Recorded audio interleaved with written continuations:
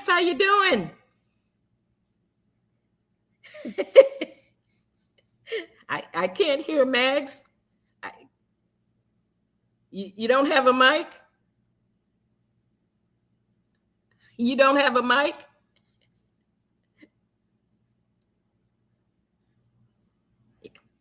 I can't hear a word you're saying, and I don't lip read very well.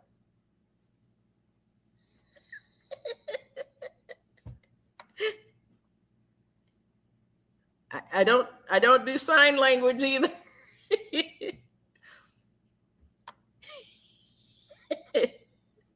Well, hello everybody. Everyone else is broadcasting live from Roots Tech. I'm here back at the home front in Ohio.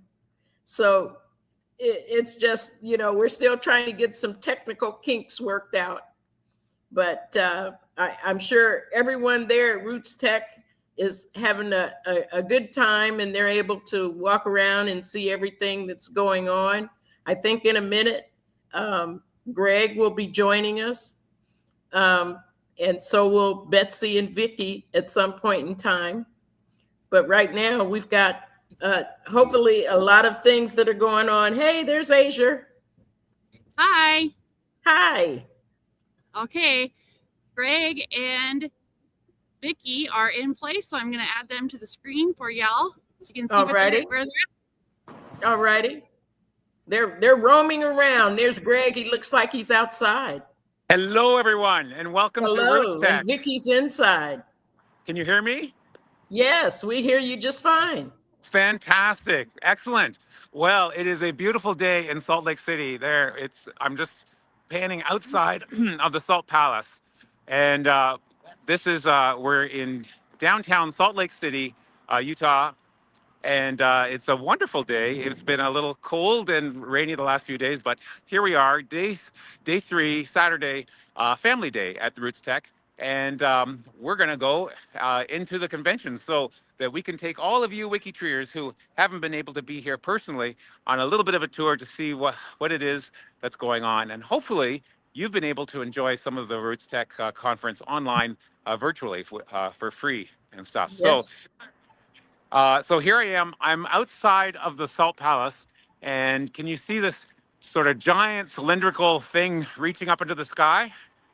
Oh, no, you're just seeing me. Tilt your phone. Tilt your phone just a little. Yeah. Okay. Tilt a little more. Oh, you know what? I'm going to change the camera. Wait a second. We see Marriott. You see them? Oh, yeah. Because you see, okay, let me just change the camera so it's a front view. There. Yeah. Okay, so I'm trying to see what's on the little screen here in front of me. Yeah. There we Lost go. and found. Yeah. There you go. You see the big sort of cylindrical thing there? Yeah. That's called they call that the salt shaker. And that is the entrance to the Salt Palace. You can see the word palace there on the sign. They have all these other cool signs out front. But anyways, we're going to enter here into the giant Salt Palace Convention Center. And that's where Roots Tech is taking place. And we'll pick up some friends along the way. Okay. All right. So here we go. It sounds good. Okay.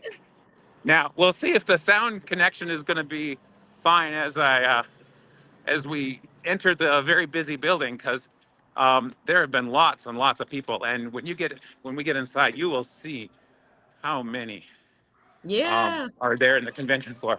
There we go. Thank you. Someone opened the door for me. Wow. Okay. Yeah. Here we are, and you can see. There we go. There's the welcome to Roots Tech Family Search, the big bubble.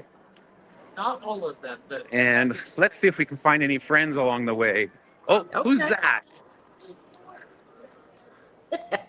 Now, while you're walking, Greg. What's that? While you're walking, did you know that we now have 16 million members that are DNA tested? 16 million. Wow, did you see Betsy's face? Yeah. Oh, let me just put it back. Look who I found. Hey, everyone. Hey. We're bringing you to Salt Lake City with us. Thank you. I appreciate it. Excellent. Okay. Well, let's go ahead. Okay. We're walking a little bit. We're on when you come in the main entrance here in the Salt Palace. It's called the Salt Shaker. The Salt Shaker. Yes, we went through the Salt Shaker. So the main entrance is actually on the second floor of the palace. Yeah, Of the palace. Wait for it. Wait. Yes. Wow. And then right here, I'm at a railing. I'm gonna hold on to my phone so don't drop it. But over the Okay. railing, you will see. I'm gonna just change the camera. You will see a view into the exhibit hall. Which is vast. It is massive. Okay, so I'm just gonna.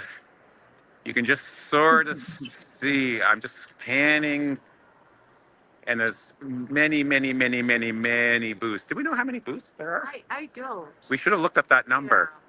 And there's a right now. One of the features they have this year is something called a ball pit. And let's see if I zoom in. Telephoto. Can we get a view of the ball pit? I don't know if we can get a view of the ball pit very well. Well, when we get down there. We can get down there. Anyways, okay, so we're gonna go for a walk a bit. It's gonna take us a minute or two to get down to the ground floor. So I'm going to mute myself, and you can watch us walking if you want. But Well, maybe and we Denise and can, Meg, you can talk yeah. amongst yourselves. Well, and we can also see Vicky. Vicky's got a video going on. Oh, fantastic! Yeah, for over a to booth. Vicky. Yeah, we see Elaine, and that looks like Emma sitting there. Elaine and Emma at a booth. What are they selling? Are they selling stuff?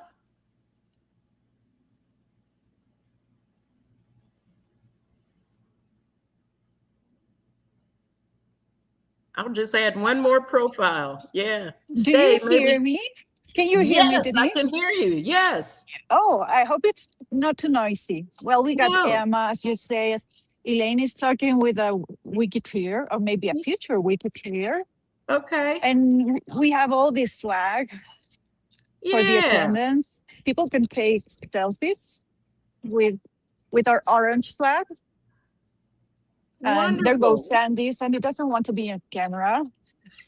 Say hi. Say hi again. There's Julie. Yeah, there's Julie and Erwin. Yeah. Erwin, where is Newton? Where is Newton?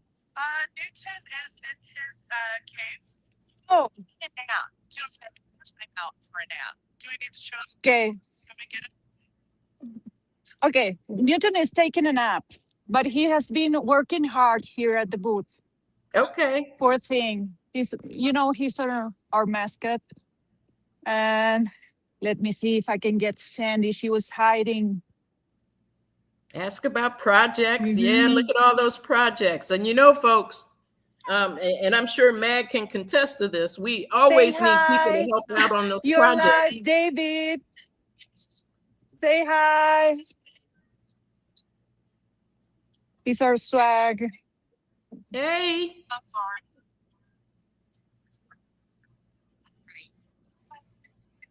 There you go. We have these beanies. Oh, those are cute. Oh, see what I found. Those are cute. Okay. We met. Okay. We're ready. Yay. Awesome. Okay, let's go. Let's go meet Max. Yeah. Mags, is your mic working now? I still can't hear you.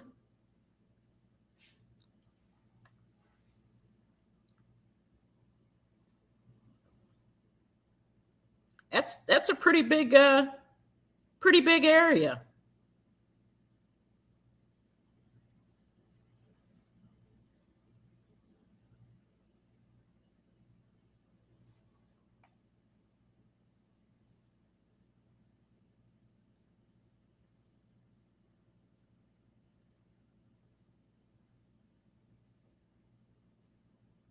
Yeah, we can't hear you, Megs.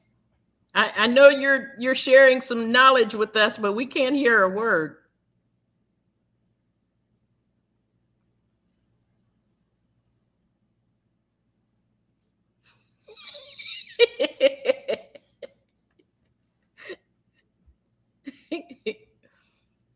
It's challenging. I mean, that is quite a few miles away from everybody else over there in Salt Lake City.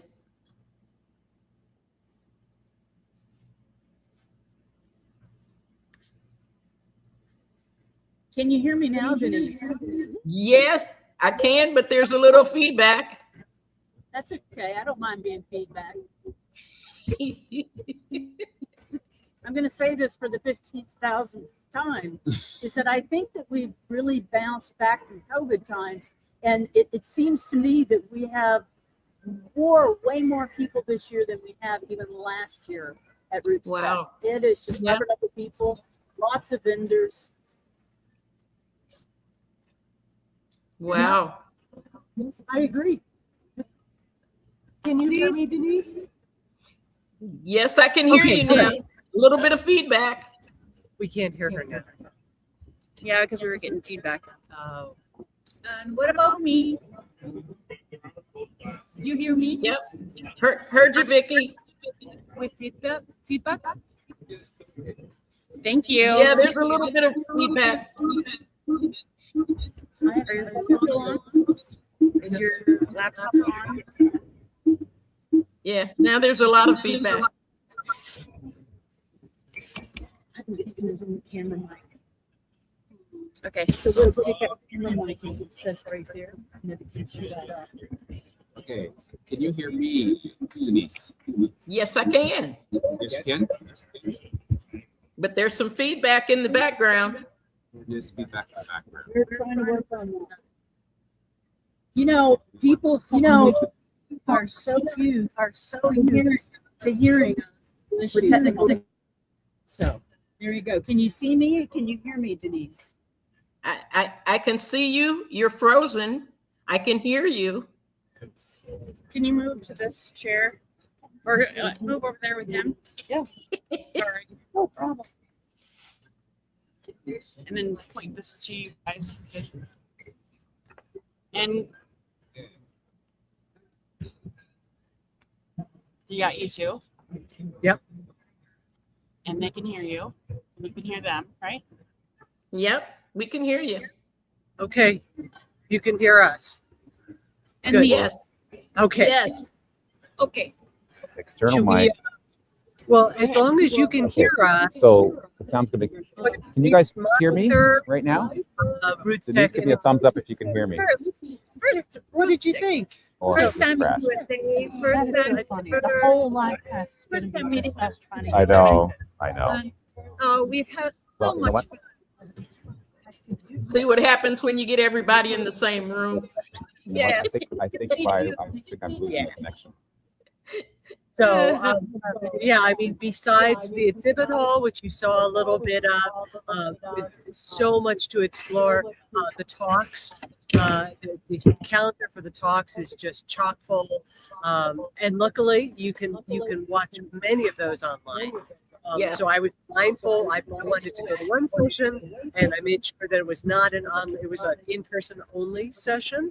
I went to researching in the Empire State because I have a lot of New York ancestry. Joshua Taylor, really, really excellent, dense presentation. Okay, sounds good. Now, from what I understand from some other speakers there, I understand that even though they may not have been only in person, their videos will be available later on this week or in a couple weeks. So, well, you have to notice the designation on the schedule, whether it's in person only or online. And it might be, yeah. But I think the in-person people were also being videotaped. They were being videoed. So those will be shown later on. Okay, that's good to know because I had a hard time picking. Yeah. Yeah. And then, of course, I got over to the Family History Library a few times. And this time, I went up to the upper floors and the lower floors and was looking through books. I mean, it's just like a candy store. Awesome. Like rows and rows, long rows of books. Awesome. Yeah. Like the ones behind you. Of course, we're there. Right. Yes, it was great. Awesome. Yes, I went with Betsy just to get to know the library. I didn't need to check anything, but I was, yes, astounded by the quantity of documentation you can find. It's amazing. Yeah. Yeah. Wow. And they're so well stocked with volunteers. So what Wow. happens if you go in with a focused question, like I wanted to find an 1848 marriage record in Philadelphia. And so you would go to a computer and you would sign in. You'd say, I have a question in the United States before 1850. And then I need help. And then they will bring a volunteer who specializes in that area and location will come to Wow. you. Yeah. Yeah. Really fantastic. Wow. That sounds awesome. Oh, I wish I could be there. Oh, well, you have to come. Well, but you know, right now it's 75 degrees, so I'm okay where I am. Yeah. Yeah. We had a little snow yesterday. Yes, you did. Yes, Vicky and I were getting snowed on in the golf cart. Yes, it was a great experience. Well, They get a golf cart. they need the shuttle from here to the library. Oh, Yeah. yeah. Yeah. Can you guys hear me over there? Yes. Good. Okay, good. And feedback, yay or nay? Tell us. And it's only 10:20. I can still hear you multiple times. Multiple times. Okay, so you know what? We need to take turns muting ourselves. Okay, so I'll mute us. Okay. Okay. Okay. And well, I went to a talk about of a Mexican lady, Maribel Medina, and it was really interesting because she tells you how to help someone of the elderly age to document their life. Okay. And it was valuable because we have so many elderly or third youth people that are working, and we are a great example of what we can do when we're motivated and we can learn really complex stuff because WikiTree is not that simple. Yeah. So it was a great idea just to go and see what she had to say and to show support, the Latin American community. It was nice. That was awesome. Yes, Yeah. and all that networking, we're meeting people. You couldn't believe how many different people I have found with references to Chile. It's been really Vicky was very amazing. popular. Oh, yeah. Everyone, yes. Everyone has a son in Chile. Everyone has lived in Chile. I wanted to escape from Chile, and now Chile came to me. Really fun. Really fun, and talking with people from Brazil, Colombia, Mexico. Wow, everywhere. So That's good. I hope we get new users. Yeah. Yeah. It's been awesome. wonderful in the booth. Just, we've had very steady traffic to the booth and talking with people about WikiTree. Some of them have heard of it and, mentioned in the talks. Others of them just said, what is it? And so show them and hope that they'll sign up. That's awesome. Yeah, there is a lot of diversity going on there. I saw in the chat, someone said they were impressed with the diversity of the presentations because they have been across the board. Yes. From country to country. It's been totally international this year. So that's awesome. Yes. And we've had some great feedback. People can't believe that WikiTree is free, all that we offer. So they're really happy and they seem to be hopeful to join. Yeah. I mean, they're happy with us, want to take pictures with us. Some said, now we're friends. And I said, okay, let's see you around the tree. So I hope it's worth it. Yes, I think it's been great. For sure. Yeah. That's awesome. Great job as an ambassador. Yeah. Awesome. Okay. So great. Awesome. So we're going to turn it over to Greg and Mags. So we're going to studio 2, number 2. Hey, everybody. Hey. Okay, Hey. testing. Yeah. There we go. Okay. Hey. Hey, we're here. How you doing? Good to see you. Yeah, so here we are. So Megs, what has been now? Megs has been working with the Family Tree DNA and then slipping over to WikiTree from time to time. So what's it been like? Well, you know what's really fun is that the WikiTree booth and the Family Tree DNA booths are like side by side. Yeah. So That's I good. can go over and be orange for a while and then go back to FTDNA. But FTDNA does orange. But I also think that WikiTree influenced our badges this year. Look how WikiTree orange our badges are. Nice. So there you go. I Nice. really enjoyed talking to people. I love being able to talk to people about my passion, DNA, and I love the fact that somebody came over to me at the FT, or no, more than one person. Yeah. Come to me to the FTDNA booth to ask me WikiTree DNA questions. So I'm good with that. I'm good with that. Good. I'm having That's fun. good. I think that there are a lot more people here than there were last year. And every time I glance over at the WikiTree booth, they're covered up with people. So that's a really good thing too. Yeah. What is your impression of the conference so far? Well, it's been wonderful. And there's just so much, to do. There's just so much to do. I haven't, there are aisles in the exhibit hall that I haven't had a chance to explore and go down. Have you seen the Lego booth? No. There's a Lego booth. I know. I've heard that there's a Lego booth, but I've missed that one somehow. We gotta go find a Lego booth. Gotta go find the Lego booth. Yeah. Yeah. So, but yeah, it's been great. Yeah. And yeah, I've been answering questions at the WikiTree booth, and with the recent connections between Family Tree DNA and WikiTree, being able to add your WikiTree ID onto Family Tree and DNA, I was able to show some people how you can do that. And if you're in the timeline, I was in the mitochondrial timeline.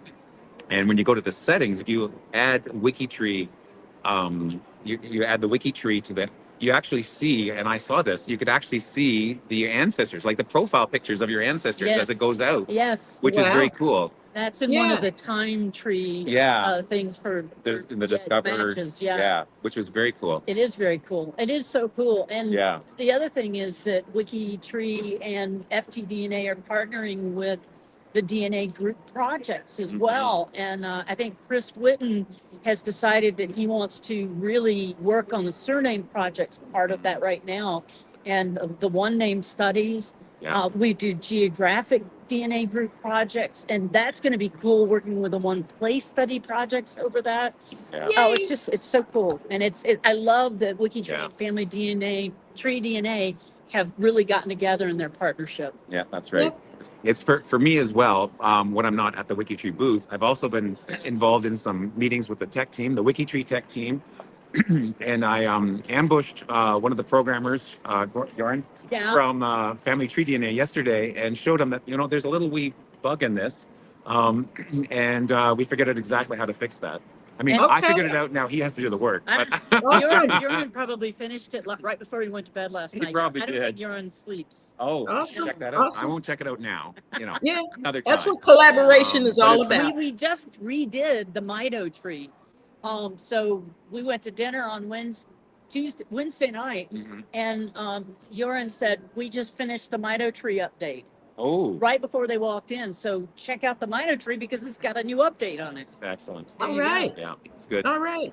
That's what collaboration is all about. I've only gone to one class live. I've only been able to escape for one. But it was about using AI for transcription.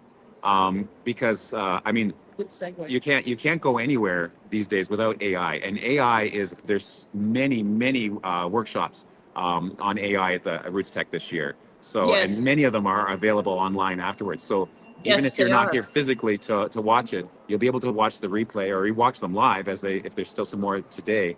But the one I went to was specifically on transcription because that's a big thing. I think Family Search has had it for a couple of years. Ancestry announced a big deal. MyHeritage, I think, has an option now. On Family Search, you can go in. I was doing this last night before I went to sleep. You can actually go in and correct the transcriptions. You can read the actual document and check the transcription and update it. So that's cool too. That's excellent. Well, that it trains the AI better, and it's better for the next relative who comes along and looks for the same record. Yep. And so the difference, because I've always been interested in this sort of thing. And last year I went to a number of booths and found out, how they were doing. And, my tests afterwards have been hit and miss, more miss than hit. But just in the last year, the difference has been phenomenal. And Greg is actually AI. I'm AI right now. So I'm just kidding. I was kidding. so that's exciting. So that's one recommendation I have for you. Just things to check out if you're interested. Awesome. Yep. Yeah, it's been a great seen conference. A couple of those. I wish Yeah. I had twice as much time and two of me to go around to all the different places. Yes. That sounds awesome. We want to switch it over to the question of the week. Oh, or what are we doing? Sure. Okay. Oh, do you want to do? Yeah, I'll mute.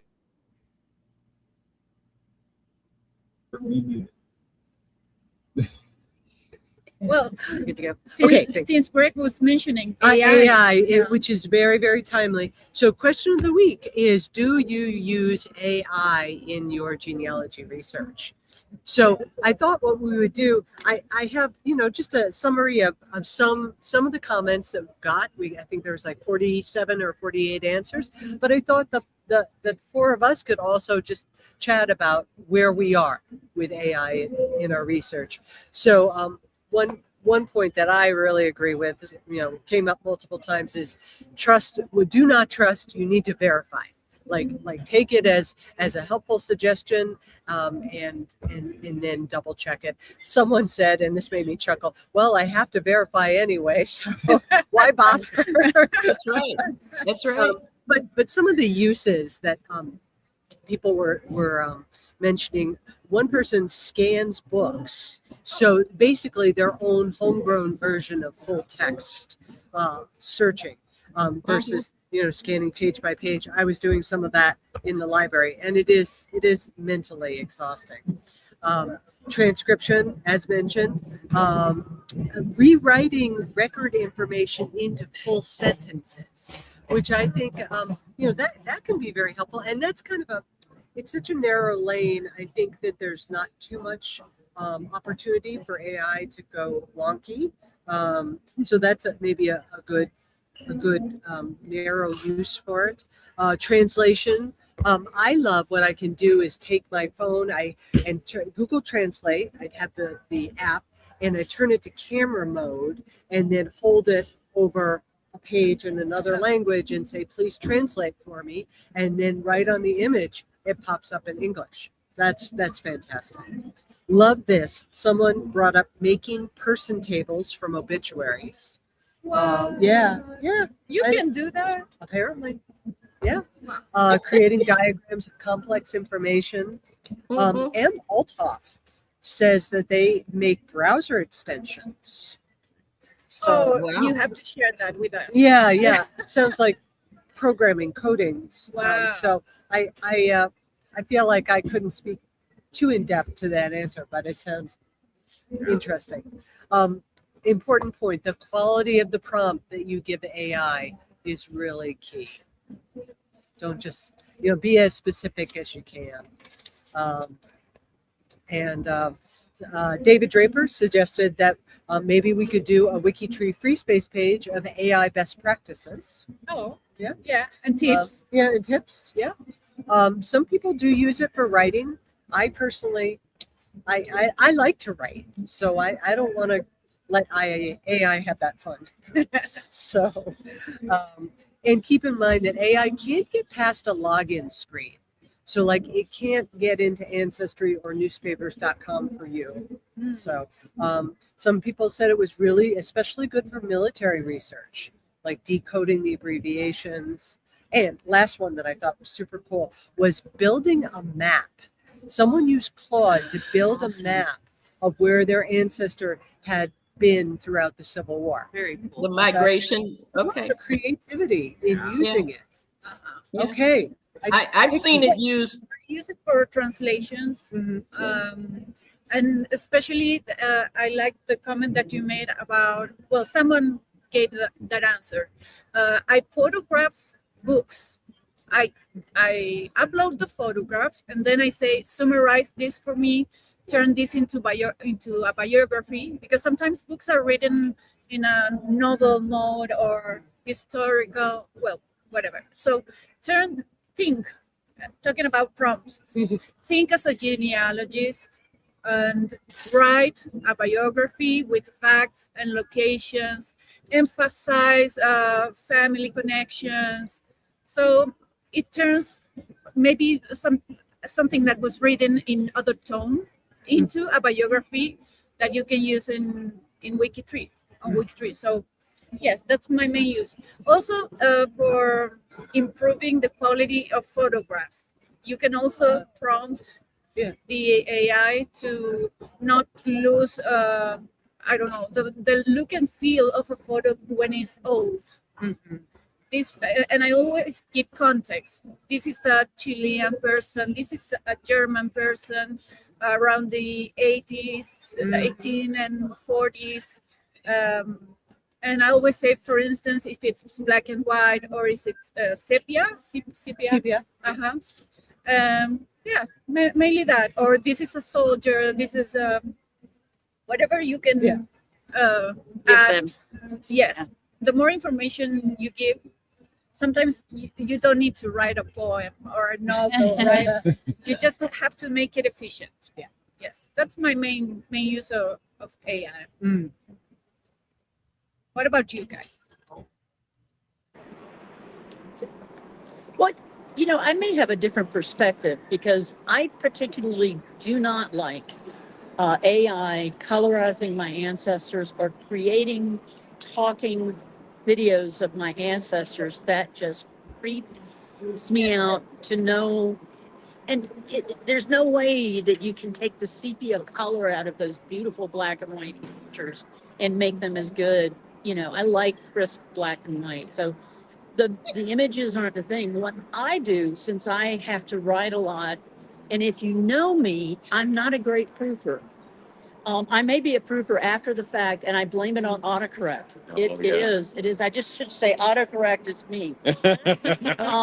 So I use AI when I am writing. I will write things, and then I'll ask AI to proof it for grammatical and spelling errors for it to do that. And then sometimes it might rewrite a paragraph, but I always go back and check to make sure that that paragraph is right.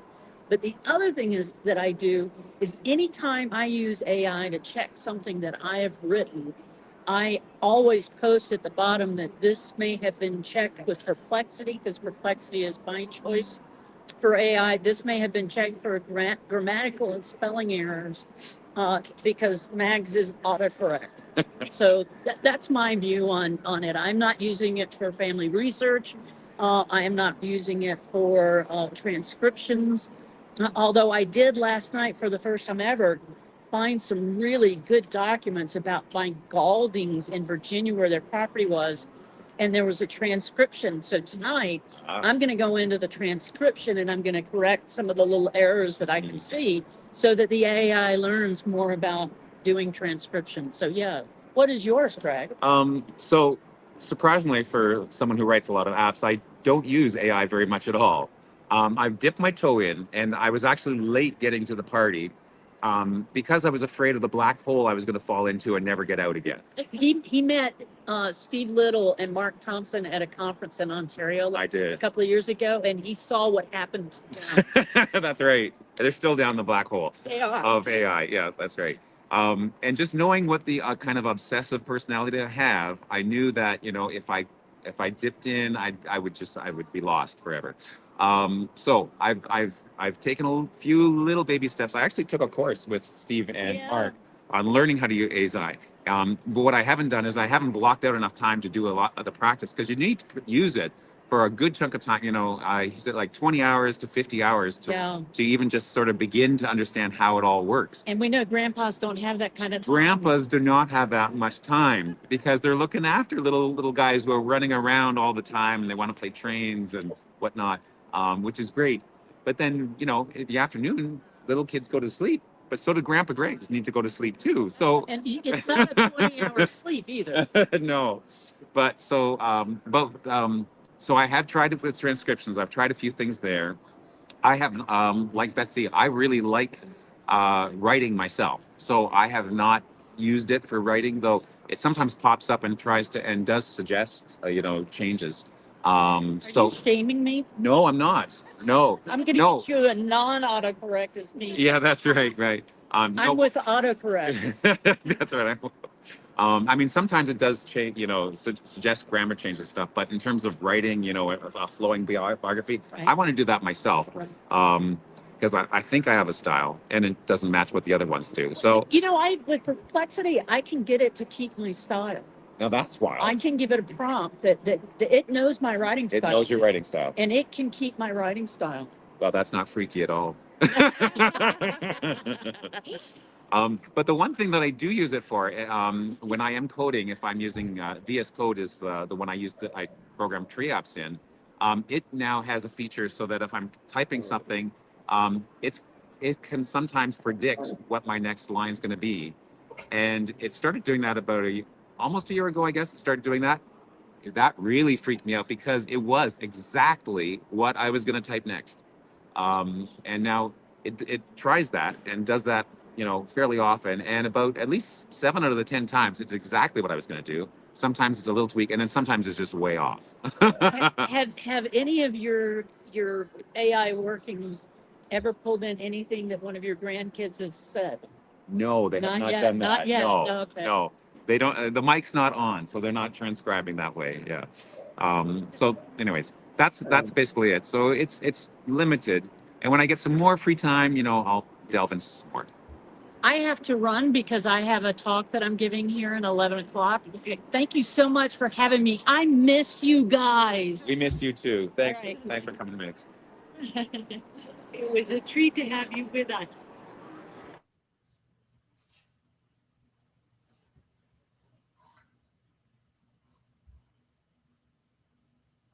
Right now. Got it. Okay. So Denise, we want to hear from you and how you use AI. Well, actually, I do use AI to research historical information. I used it a lot last month for Black History Month, asking it to find historical information on people that weren't as commonly known. Everybody knows Rosa Parks and some of those other folks. And so I used it to collect that kind of data so that I could use it on what I do for the U.S. Black Heritage Project. I actually am still posting Black history facts because this is the 100th anniversary. This is the centennial year. So in the USBH Discord site, I'm still posting Black history facts. I'll be doing that for the rest of the year. So it's helpful to get those day by day. I just have to go out and tell it, it told me, it said, well, just say today's Black history and we'll give you a list. There you go. So that's all I have to do every morning is say today's Black history, and it provides me with information. Now, So, I have seen it. Go ahead. Like, you mean sort of on this day sort of Yes. thing? Okay. Yes. Gotcha. Yeah, good Yeah. idea. Yeah. Now, also, I've seen it used. I just saw it last night, actually. Dr. Shelley Murphy has used it to create a poster because this is National Women's History Month. Mm-hmm. And she created a really, really beautiful poster of African Americans and women and their historical impact to America. And it was awesome. So she's actually creating posters using AI. And you give it specific information. You can also, say, no, that's not what I want, or add more information here, and it will refine that information. So it's really cool. Wow. Where can we see that, Denise? You'd have to come to the Freedmen Bureau Friday meetings. I see.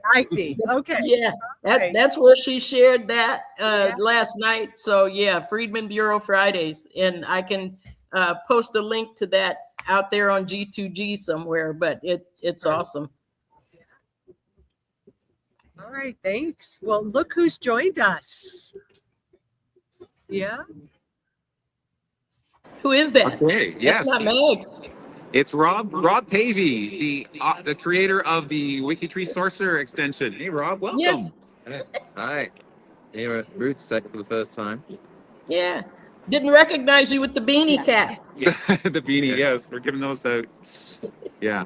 So, Rob, do you want to share what you've done with AI or your extension? You don't have to go extensively, but yeah, I haven't used AI much with genealogy as such. I've thought about ways it could be incorporated into Sourcer, but one thing it seems pretty good at is transcribing images. So there's a lot of images that aren't fully transcribed on Family Search and Ancestry. Yes. So I've wondered about whether the tool could kind of automatically try and put the image through or transcription, but I'm not sure if that's the right kind of thing for Sourcer to be doing, because really those sites are probably using at some point they should be using AI to improve their transcriptions. So, right, is that the right thing to be doing? But yeah, it's definitely the buzzword here at Roots Tech. There's all sorts of talks about AI. Excellent. We have another special guest who's just popped in as well. You might recognize Mr. Chris Whitten. I'm going to turn off my mic now. Hey, everybody. Can people hear me? Yes. Well, yeah, great to see everyone. I mean, so many WikiTreeers are here, which I really love. We had a group picture yesterday, and it was like 20-something people that were all wearing orange. Those, I think, the biggest group of WikiTreeers ever so far. So, hey, Murray, Chris, Margaret. So, did I walk in on a topic that I should be talking about, like AI or? Yes. Yeah. It's up on the screen, the question of the week. Yeah, the question of the week. So am I supposed to answer? If you like, yes, whatever you like. So I'm not using AI in my research. I will say, like, my dream right now with AI is that we could have non-programmers contributing to tree apps. That pretty soon. As many of you know, like, a lot of programmers now are not doing their own code, and it's possible, especially in certain environments, to create complete apps without being a programmer.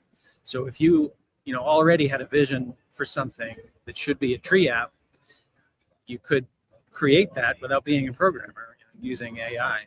So my vision for a year or two from now is that we would have like a much more active development community, that goes beyond Rob and Greg and Ian to people who haven't traditionally been programmers but have creative ideas. That's amazing.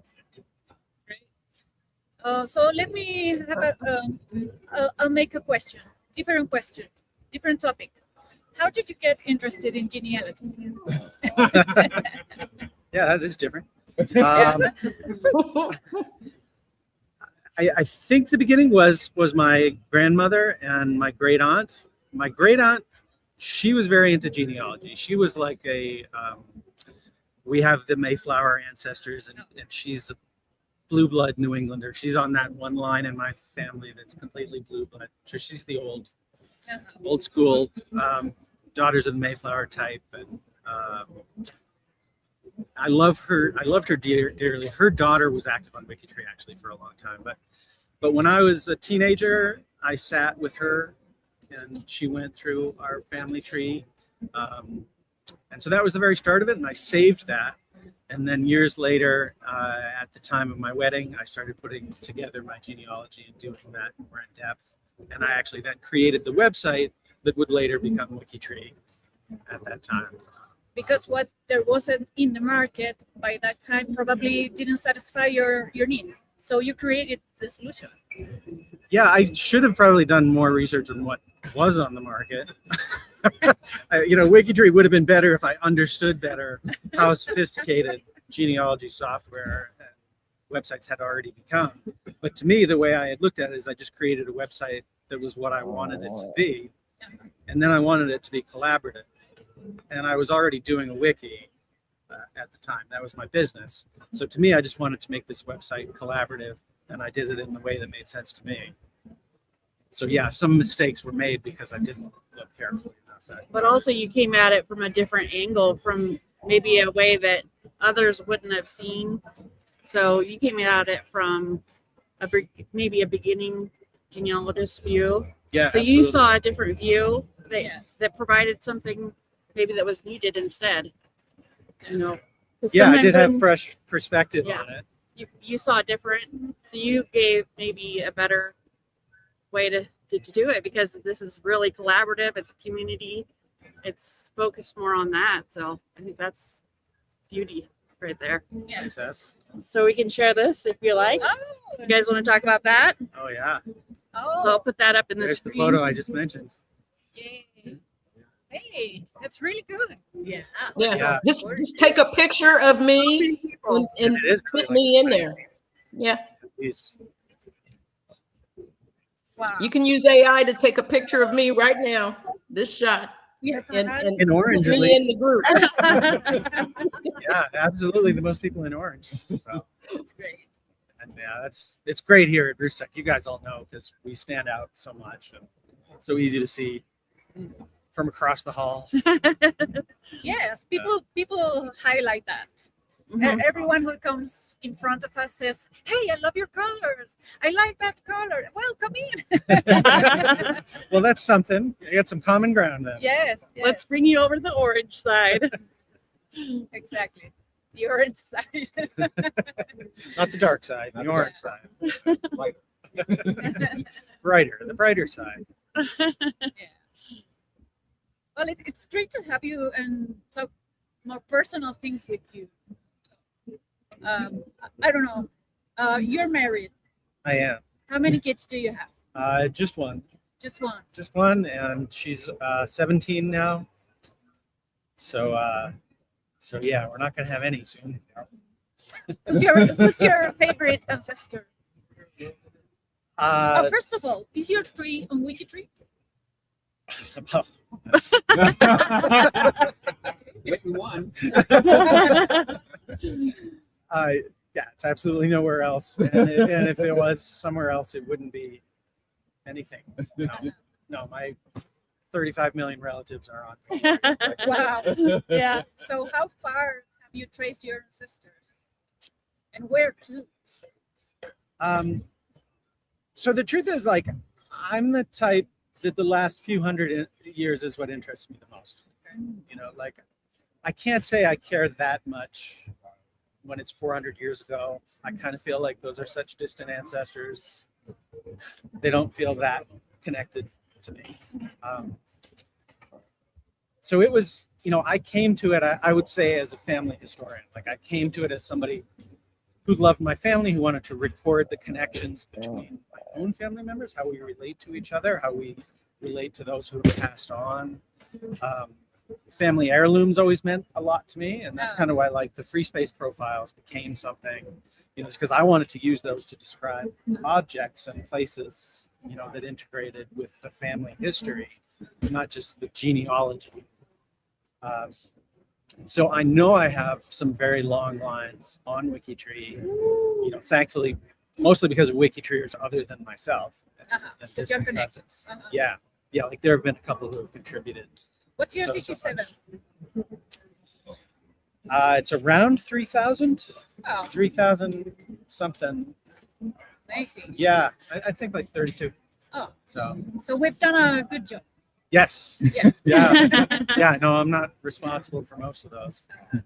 I mean, I do have some good stories. Like I have a great Y-DNA story in that my brick wall on my Witten line ended like in 1800 in Maine, and really had no idea who his father was.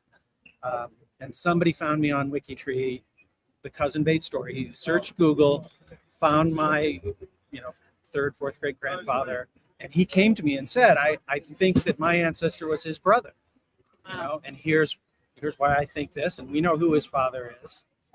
And I said, well, you know, would you take a Y-DNA test and see if we match? And sure enough, we're a perfect match. Wow. And that is the connection. And so my ancestor's father was the Revolutionary War veteran. So he was the Witten that fought in the Revolution. Wow. That, Amazing. that brick wall was solved through DNA and WikiTree. Wow, a Very great cool. success case. Yeah. Yeah. Yeah, I Of love your that own. it all came together. Uh-huh. I mean, oh. I was just gonna say it's still kind of a brick wall beyond that. Like, you know, every brick wall opens another. Yeah. And do you have some spare time for yourself where you can join maybe some hobby? Oh yeah, absolutely. I like to say that I spend less time on WikiTree than a lot of WikiTreeers do. Oh, that's healthy. It's not only, it's not only your work, but if you were also doing WikiTree for your Yeah. ancestors, well, it Well- will be WikiTree all day. Yeah, and so like I've been doing the connect-a-thons. That's been my excuse to do it all day. Yeah. What you know, team do you join when you connect? Well, I was always a nor'easter because most of my family is, New England and the Canadian Maritime. So I was a co-captain of the nor'easters to start. But actually, the last couple of years, I've been jumping around. So I've been joining a different team every time, and that's been a lot of fun, just to try out different teams. Right. And what do you do in your free time as a hobby? Do you have one? Yeah, I like landscaping. I used to build a lot of stone walls and do a lot of outdoor work. I have a vintage Star Wars collection that I spent Hey, Star Wars. too much time and money on. Probably. And since my daughter is still at home, I'm still able to spend time with her. Yeah. We travel. We were in Africa last week. We'll be in Europe next week. Where? Can you say? No, you Yeah, can't. no, it'll be London and Venice. Oh, awesome. Wow. Are you doing some genealogy research during your travels? I don't expect so. I lived in England for a year, but I was never able to make that connection. Like most of my known ancestors came over in the 1600s, and those are usually the brick walls, is going back to Europe. So I have some known German lines that I really should explore, but I know those connections. Thank you. Am I stealing too much of your time? No, absolutely not. My next time is with these guys, so whenever they have to leave, we'll leave together. Okay, sorry. Back to you, Grace. Oh, the profile. Yes. Yes. Do you want to do it over here? Sure. Okay. All right, You want so to I'll- change? Thanks, everybody. Thank you. That was great. Thank you, Chris. Okay. I had to take Musical chairs. Here we go. Just gonna drop Okay. it out real quick. There you Here go. we go. Yeah. There we go. Okay. So, oh yeah, we have to share edge of the screen. Okay, and use my. Wow. Okay. I usually have a Mac pad, so and it just has a little Mac. So I'm not used. The mouse is a little. It's that's okay. Anyways, if it looks I'm going crazy, it's because I'm going crazy. So yeah, the connection checkers connected to AI is all about tech innovators this week, and so I'm going to go through details about Charles Babbage, who's the main profile, but I will talk about. Wait a second. How do I? Oh, I can't scroll. I have to go to this here. There we go. Are you seeing the page? Yeah, it's not. Does it scroll down? Oh, there it is. Scrolls down. Yeah. So let's open up control. Click. You just right. Your clicker is right here. Oh, No, right here. right Just like there. the regular mouse. Okay, I wanted to go to the open in a new tab. Oh, there we go. But it won't share that one. Oh, you're only sharing a single tab. Okay. Yeah. So just go into it. Yeah. Okay, and then I just come back. Okay, right? Can I to the back? Yeah. Okay, so come on. Charles Babbage, okay, born on Boxing Day, day after Christmas, 1791, and in Newington, Surrey, England. So he is, there we go, scroll down, there's his family tree. Doesn't seem to want to scroll very well for me. maybe do I need that other thing? Just for the scroll. There we go. Okay. Here we go. Yeah. Often considered the father of the computer. Yeah. Babbage, he was an English polymath, loves mathematics. So, you know, he's a great guy. But huge in mathematics, philosophy, invention, and mechanical engineering. Now, that's very impressive. I mean, I consider myself a mathematician, but when it comes to physical mechanics and engineering, putting things together, I am pretty useless at that. So I'm very envious of that. But yeah, he was born on Boxing Day. Was educated by private tutors. Private tutors. What did I say? Tutors. Of course, a lifelong love of mathematics. He found himself in advance of his tutors of mathematics, so he leapfrogged their knowledge. Co-founded something called the Analytical Society for promoting continental mathematics. So he spread out, you know, and wanted to improve mathematics all across the continent, you know, Europe at this time. Reforming the mathematics taught by Isaac Newton, of course. So that's pretty impressive right there. Come on, there we go. So he was the huge thing that he did was create what was called this difference engine, and you can sort of see it now. If you zoom in, or if you look carefully, I don't know. Can I do open? No, I can't open. There, you can sort of see. It's basically this huge sort of grid of cogwheels, and you can see that each cogwheel has the numbers from 0 to 9. And if you know anything like a computer really is basically the way a computer runs. It's just a series of bits and bytes, so zeros and ones. And this is the analog version of this. This is the precursor. So what he designed basically was sort of the first calculator or computer. So physically, by manipulating the dials on the top, he could get this mechanical beast to spit out the answer to a math equation. In essence, right? That's sort of in broad terms what it does. And when you think of that, it's pretty wild. In fact, it's so advanced, it's such an advanced concept that he designed it, but was never actually created in the physical device was never actually created during his lifetime because they didn't have the ability, the mechanics, to actually create it. So he envisioned something that was so advanced for his time that it couldn't actually be done and fully realized. You know, there were prototypes and stuff, but the full genius of what he had conceived was never fully realized. There were different versions of that. After the difference engine, there was something called the analytical engine, which came forward.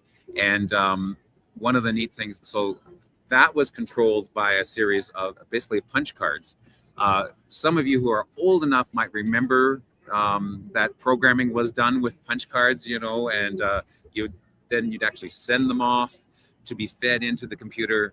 And if they were in the wrong order, if you dropped them and then had to refit, you know, the program would fail and then you'd have to go back. And anyways, but that concept was sort of developed there. And what's really cool is the very first person who actually was a programmer, like not him, like he designed this, but the first computer programmer was actually a woman, Ada Lovelace. And there's a link to her profile right here in his. So I would recommend checking that out. So She comes up at crossword. yeah, she does. Yeah, Betsy's just saying off camera here that yeah, she comes up in crossword puzzles all the time. Yeah, the very first program was a woman, Ada Lovelace. Anyways, so he had 8 children himself, 4 of which survived to adulthood. Anyways, we all owe him, especially mathematicians and computer scientists and anyone who uses computer, which is pretty much all of us these days in one form or another, owe Charles a great debt of gratitude. But all of the profiles of the week are wonderful, and I would recommend you checking them out. You know, the first inventor, the electronic digital computer, the person who invented VoIP technology, Dijkstra's algorithm here at Edgar Drake. That is that whole algorithm is a way of figuring out how to, you know, the closest distance between 2 points in a network of things. So we basically use that sort of concept when we're using the connection finder. Like it's that concept is what makes those things work. Java programming is another type of programming language that was very popular way back. And JavaScript is sort of similar to it, not exactly the same, but the Harvard Mark I computer, a very famous computer, of course, and Grace Hopper, one of the first programmers, another important woman in computer science history. There's a Canadian there. APL is a weird language. It uses a totally different keyboard and Greek letters and strange things. I did use it for a university course once. If you're a real geek if you know how to program in APL. Of course, Steve Jobs, of course, famous for Apple computers and all the work he's done there. One of the coolest, and we've featured Hedy Lamarr before, but famous actress, but also a brilliant mathematician and inventor. She basically developed the idea of that eventually became hopping technology, so that the future of Wi-Fi. Hedy Lamarr, film star, co-founder of Google AI, Turing machine, one of the innovators of AI, Alan Turing. Check his profile out as well. And then von Neumann, an amazing mathematician, which is responsible for many of the algorithms that we also use today. So there. Those are your profiles in a really quick lightning tour. So I'm now going to turn it over to the rest of these lovely ladies and Denise, and to finish off the roundup while I go meet with the rest of the tech team, Rob and Chris and Jamie and Lesh and Brian. And anyways, have a great day. Happy Saturday to you, and we'll see you later. Thanks, Greg. Thank you. We need to turn it over to Denise. Yeah. I don't know why. I don't have anything. I mean, we interviewed Chris. You can't do better behind the branches than talking to Chris. Oh. So that was awesome. I really don't have anything else for behind the branches. Because I knew you guys would be there and I wasn't sure who else would be there. Okay, so maybe let's go with the profile makeover. Just let me share my screen.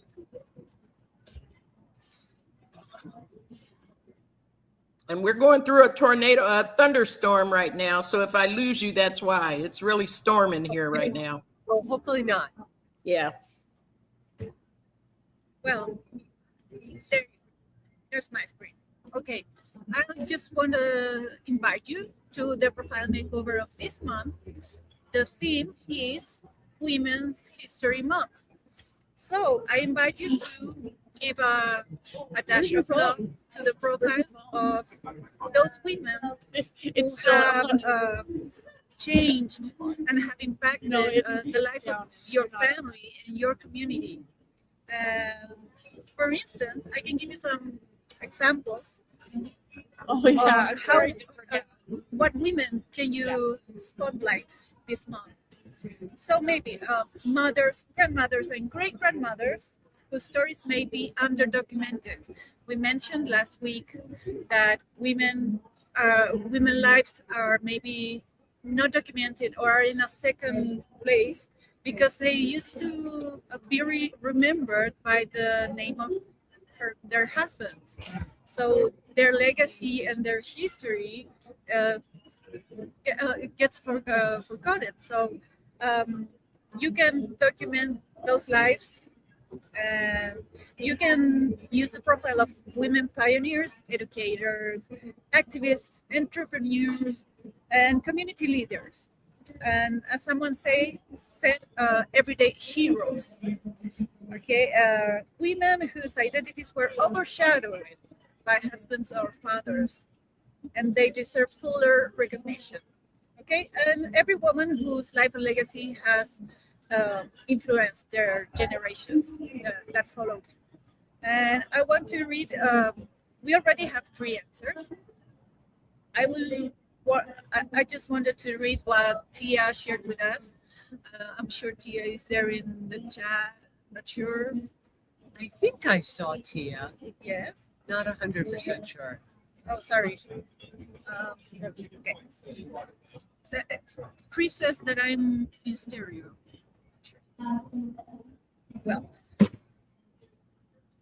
Well, TSL. Sometimes women's lives are more messy than glamorous, and those women matter too. I plan to embrace transparency with the good, the bad, and the ugly by making over my great grand aunt, Claudine Gladys Rao. She says, no, she didn't save the world, and she wasn't a hero. What I know so far is she was the eldest born to deaf parents and died childless at the age of 43, having 2 divorces. She had a number of arrests herself, one for swindling an insurance company. For the daughter of a newspaper editor to wind up on the front page for that. Well, we surely want to see that makeover. So Tia, I hope I will livecast that profile next week. And she says she's a perfectly imperfect woman who also still deserves her own interesting story brought to life. So can't wait for that. And we also have to mention our member of the week, Rod Savoy. Although it seems I already made an interview of the member of the week, right? We had Trace An impromptu. Yes. And Spontaneous. yes, spontaneously I did all these questions. Well, Rod was a member of the Acadian Project, and he joined less than 2 years ago to WikiTree. And talking about AI, Rod hosted a Zoom last Wednesday about AI and the uses of AI for genealogy, especially making transcriptions and lists. And that will be soon available on our YouTube channel. So wait for that. And if you were in that Zoom, please tell us in the chat what was your impression. Did you learn something new? And while we read your comments, I will say, well, Rod invited us to help for the Acadian Project, and he says there's still much to be done. Why? Because linking Acadian census and deportation ships list on WikiTree helps to build a clearer picture of Acadian society over time. He says these records show where families lived, who was deported, and how communities moved and regrouped. That's an important history to be built. So if you can join the Acadian Project and help us with that. And the best approach, Rod says, is to check in with Giselle and Cindy, and they coordinate the work and know exactly where help is needed. So approach to them. And what inspires Rod to contribute so much? He says, I don't want to leave something meaningful. I do want to leave something, meaningful behind for my children. Building our trees and documenting our history life felt like an important way to do that. Preserving Acadian culture matters to me, and contributing to it through WikiTree is by far the best approach. Well, it certainly is, Rod, so we congratulate you for being our member of the week. And thank you for all your hard work, what you do for us. So congrats. And that will be all. Yeah, thank you, Denise. So I'll stop sharing my screen. Is there...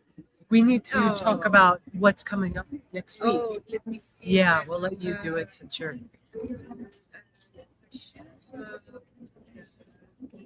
Here.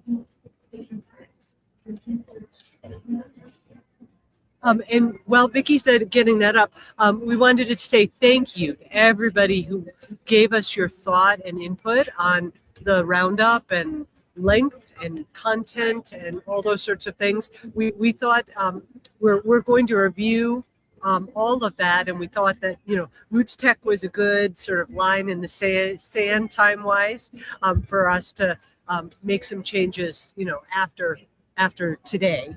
So stay tuned. Yes. Well, yes, thank you for that. We'll be taking those comments into. We're going to inspire by your feedback. So thank you, and we'll be back with maybe something new. Yeah, who knows?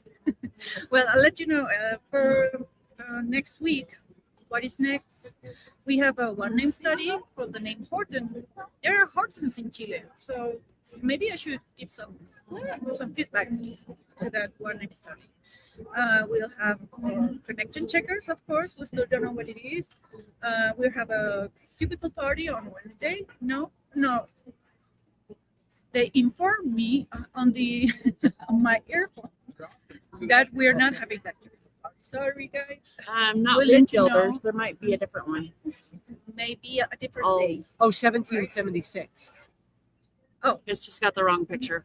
Okay, it's the wrong picture. It's not the cubicle party, but it's the 1776 on project. Wednesday. Yes, Wednesday. it's on the calendar.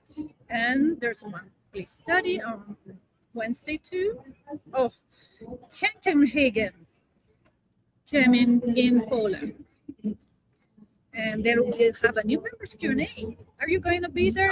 Or Denise? No. Denise is going to be hosting on Thursday. Yeah. For new members and existing members, remember, we're always learning, and there's something that you can rescue and a new tip of something that you didn't see. It's always useful to see that. So thank you for that. And just a little side note, this is Azure, by the way. We've been giving out the link to the new member Zoom G2G post a lot in the booth because we've had a lot of people say, I have WikiTree, but I just don't know how to use it. So that was a common comment. And so we've been giving that link out. Right. And maybe this is a chance to explain to everybody that we've teased apart our different Zoom sessions. So member Q&A, which is like we have one Thursday evening that Denise will host, is for perhaps people who are up and running on WikiTree, versus new member chats, which are really for people who are brand new. Maybe they've joined in the last 3 months. Maybe they have 0 to 20 contributions, that sort of thing. Really to start from very, very beginning levels. And those are, so we changed the name. So the Thursday night, second Thursday night, fourth Sunday morning is member Q&A, hosted by Denise on Thursday and Hillary Gadsby on Sunday. Yeah. Great. Well, and then on Friday we have a new Ask Aleš session. Aleš is around, so when he returns to Slovenia, he'll do that LiveCast. And we have a Friday date night as usual, as every Friday. So be sure to join that and have a great time with the gang. And on next Saturday we have a new meter members and a new Saturday roundup, of course, with us again. Again, you're stuck with us. So see you around. We'll see you around next Saturday. And sorry for all the inconvenience, but we give our best to be with you today. So thank you, Asher, for all your inconvenience. Absolutely. Your stress.